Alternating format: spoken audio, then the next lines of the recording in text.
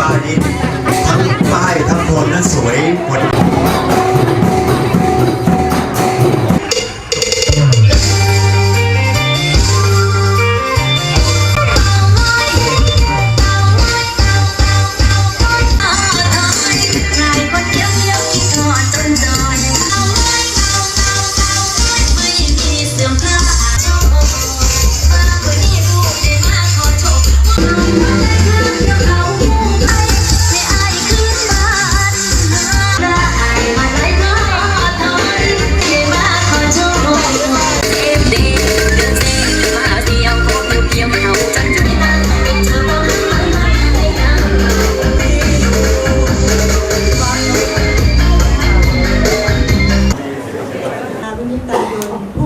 สำนักงานคณะกรรมการการเลือกตั้ง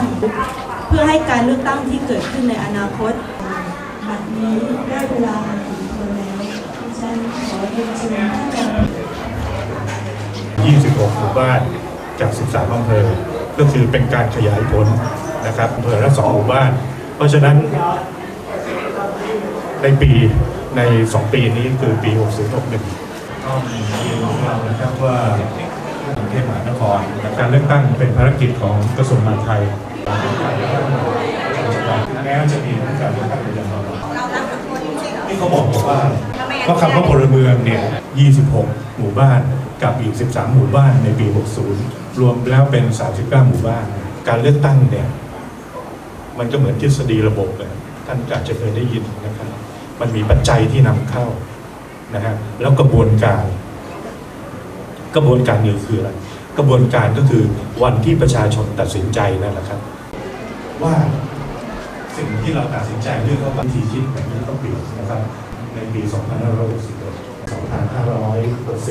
นะครับที่ท่านเรียกว่าความไม่อยู่ดีกินดีนะครับเพราะฉะนั้นขอฝากท่านด้วยครับขอบคุณนะลำต่อไปครับอำเภอธรรมกานะครับตำบลโคกตะบองบ้าน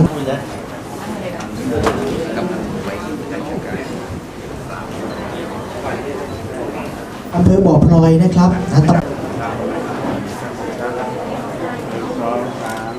เดี๋ยวได้แล้วหลบเลยด้วยตาน้ำเย็นน้อยน้ำเย็นหลวงไม่เอาเขาให้กดไงต้องรอสัญญาณไฟเนี่ยขึ้นไฟเขียวเอาเนี่ยเราก็รอให้เราไฟเขียวขึ้น